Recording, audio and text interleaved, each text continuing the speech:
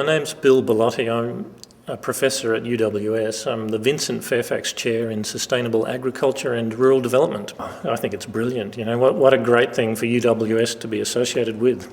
Well, you've got all these young, motivated people that are interested about saving the world, and here we are, UWS, as part of the solution, part of the future.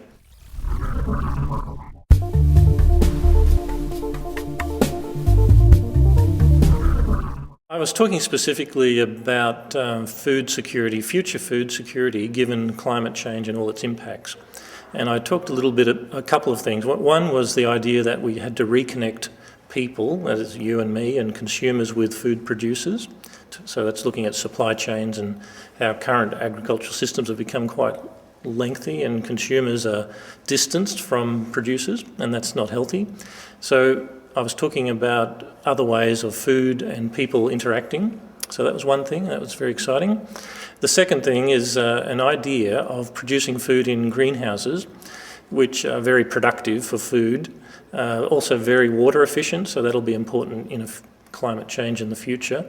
But the third thing that's really exciting about these new designs in greenhouses is that they can generate electricity. So you're not just producing food, but you're also producing electricity that can go into the grid. There's a prototype in Europe, but I'm interested in developing the concept here in Sydney, particularly to see how this design would work in our climate and just seeing what potential it has. The idea is plants absorb light. You know, they're basically solar collectors. They're converting sunlight energy into food that we consume. That's primary production.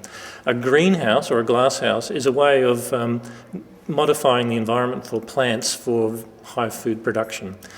So they've been around for a long time. The new design that I'm excited about is based on technology that has a film on the glass that allows some of the sunlight energy as the photosynthetic active radiation that plants need to photosynthesize and grow, but it reflects the other radiation, the near-infrared radiation, which is a different wavelength. And instead of just reflecting it away, because it's a problem in the glasshouse gets too hot. What this does is, because it's a curved roof on the glasshouse, it concentrates the reflected infrared on either a photovoltaic cell or a thermal solar system, which can generate electricity.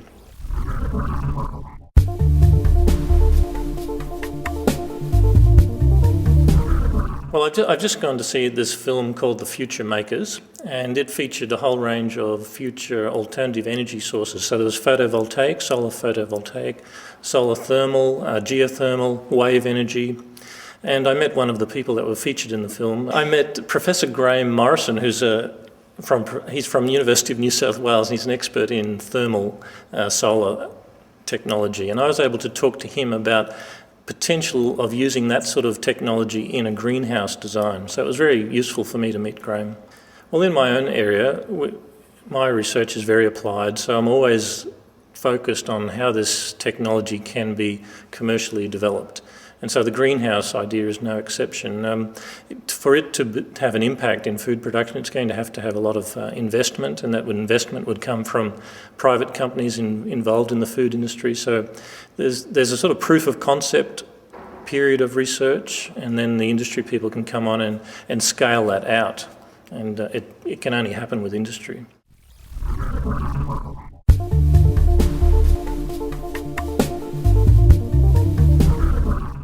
Well, I think it's critical. The universities have a really important role to play in the future of society, not just for education, but for conducting research and solving real-world problems. But we can't do that in isolation. You know, we need to collaborate and work closely, partner industry and community, and we need to work together.